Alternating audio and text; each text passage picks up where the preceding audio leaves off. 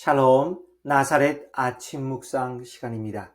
오늘 본문은 시편 64편 1절에서 2절 또 7절에서 8절입니다. 제목, 악한 자의 공격에서 나를 숨겨주소서. 악한 자의 공격에서 나를 숨겨주소서. 함께 본문을 읽겠습니다. 1절, 다윗의 시 인도자를 따라 부르는 노래. 하나님이여, 내가 근심하는 소리를 들으시고 원수의 두려움에서 나의 생명을 보존하소서.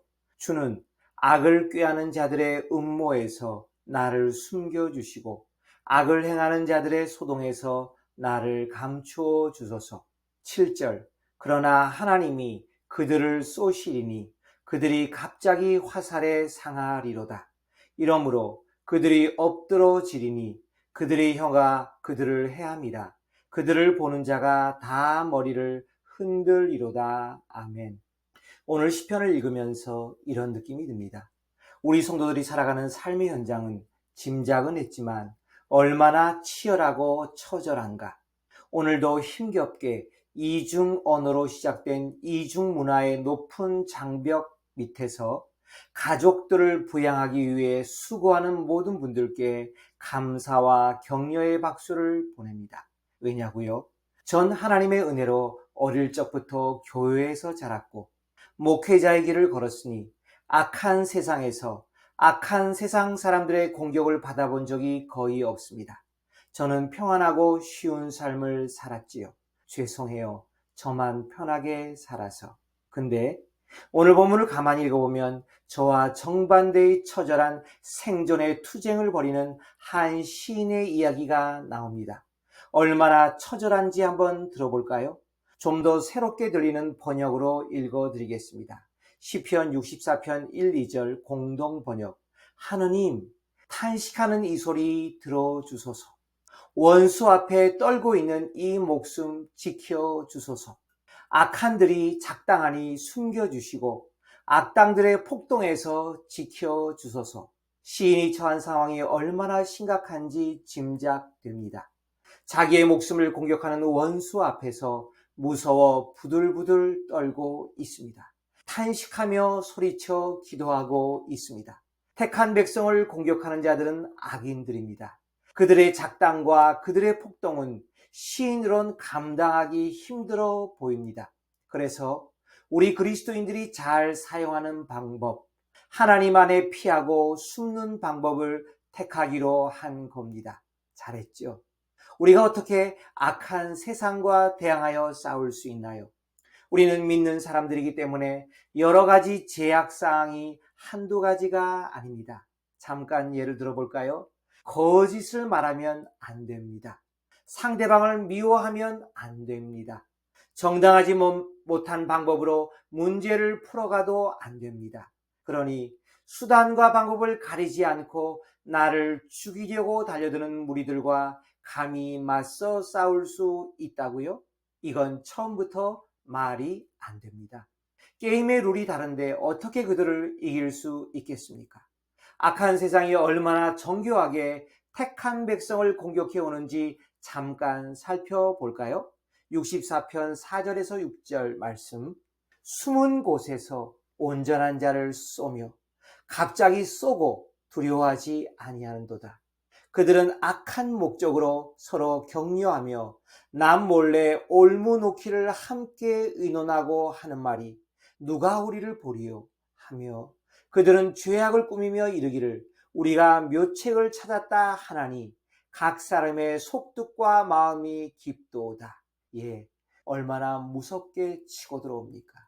은밀한 곳에서 갑자기 공격의 화살을 쏘며 돌진해 옵니다. 공포감에 빠집니다. 아무도 모르게 은밀하게 올무를 놓는 악한 방법, 악한 목적에서입니다. 남들이 생각하지 못하는 묘책을 찾아 죄악을 꾸미며 들어온다는 것입니다. 손자병법에 나오는 방법보다도 더 정교하고 예리하게 주의 백성을 공격하는 전술과 전략을 어렴풋이 엿볼 수 있습니다. 그렇지만 아무 염려하지 마십시오. 이 싸움에서 절대로 지지 않는 한 가지 비책, 세상의 그 어떤 전술과 전략도 통하지 않는 한 가지 확실한 하나님의 방법이 있습니다. 그리스도인들인 여러분은 이미 짐작하고 계실 것입니다. 그런데 이 방법은 세상 사람들이 볼 땐 오해의 소지도 있습니다. 믿음이 약한 사람들도 역시 그러합니다. 왜냐하면 우리가 직접 이 문제에 맞서지 않기 때문입니다. 그러므로 비겁해 보이고 수동적이고 무능력해 보이기도 할 수 있습니다. 그렇지만 속을 들여다보면 절대 그렇지 않습니다. 이것이 성도들이 악한 세상에서 죄를 짓지 않는 방법이요, 죄악된 세상을 이기는 방법이기도 합니다. 그것은 우리의 대장 되시는 예수님께 이 악한 전투를 대신 싸워달라고 SOS를 치고 우리는 이 전쟁터에서 한 걸음 물러나며 그리스도 안에 피해 있는 것입니다. 할렐루야. 로마서 12장 17절에서 19절 말씀, 아무에게도 악을 악으로 갚지 말고 모든 사람 앞에서 선한 일을 도모하라. 할 수 있거든 너희로서는 모든 사람과 더불어 화목하라. 내 사랑하는 자들아, 너희가 친히 원수를 갚지 말고 하나님의 진노하심에 맡기라. 기록되었을 때 원수 갚는 것이 내게 있으니 내가 갚으리라고 주께서 말씀하시니라. 그러나 여러분, 오해는 말아 주십시오. 어떤 게으르고 핑계대기 좋아하는 사람처럼 우리가 아무것도 하지 않는다는 뜻은 아닙니다. 도저히 이길 수 없는 이 싸움에 약하고 지혜롭지 못한 방법으로 맞서 싸우지 않는다는 말이지, 팔짱 끼고 가만히 아무것도 하지 않는다는 말은 절대 아닙니다. 오늘 말씀에서 그 단서를 찾을 수 있습니다. 시편 64편 10절, 의인은 여호와로 말미암아 즐거워하며 그에게 피하리니 마음이 정직한 자는 다 자랑하리로다. 예, 두 가지 단서가 나옵니다. 하나님께 전투를 대신 맡긴 사람은 두 가지 조건을 기본적으로 계속해서 충족해야 합니다. 의인의 삶을 살고 있어야 합니다. 그 마음에 거짓이 없는 정직한 자여야 한다는 것입니다. 다시 말하면 악한 자의 공격에서 한 발 물러나 악한 방법으로 그들과 맞서 싸우지 않을 뿐 하루하루의 삶이 하나님 보시기에 바르고 의로운 삶을 살아야 한다는 것은 성경이 가르치는 만고불변의 진리입니다.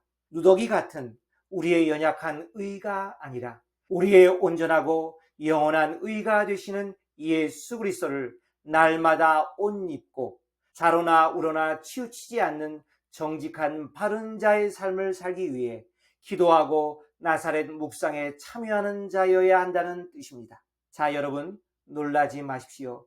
이럴 땐 어떤 기적이 일어납니까? 첫 번째 기적은 이것입니다.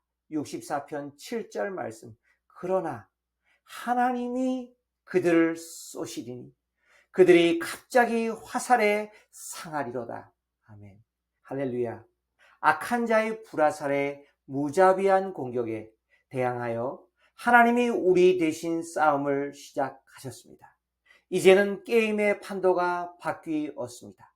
묘책과 비책을 쏟아내는 악인들과 전능하신 하나님의 전투, 이것은 볼 것도 없습니다.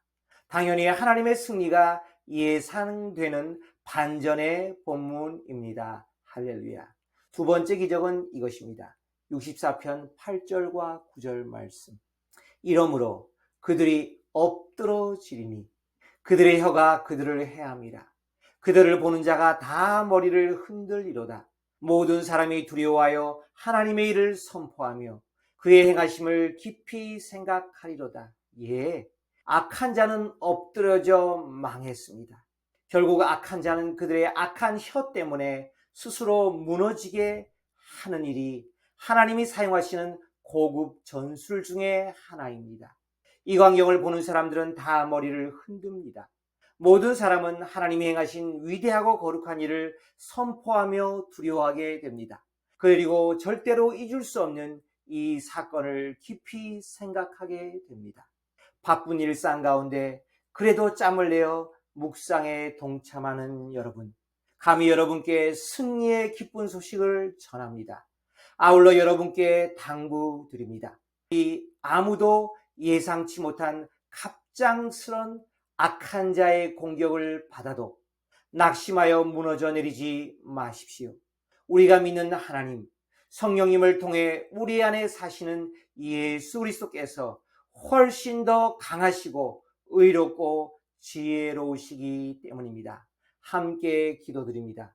오늘 본문을 통해 우리는 위로를 얻습니다. 성도들이 살아가는 세상이 아무리 악하고 정교하고 예리하게 우리를 모함하며 공격해 들어와도 결코 그들이 이길 순 없습니다. 택한 백성들을 눈동자같이 아끼시고 우리의 부르짖음에 귀 기울이시는 만군의 여호와 하나님이 내 편이 되어 대신 싸워주시기 때문입니다. 그 어떤 불필요한 염려를 내려놓고 우리의 영원한 피난처 되시는 주께 피하시는 여러분과 우리들의 삶이 되기를 간절히 바랍니다. 예수님의 이름으로 기도합니다. 아멘. 시편 말씀. 여호와의 눈은 의인을 향하시고 그의 귀는 그들의 부르짖음에 기울이시는도다. 아멘.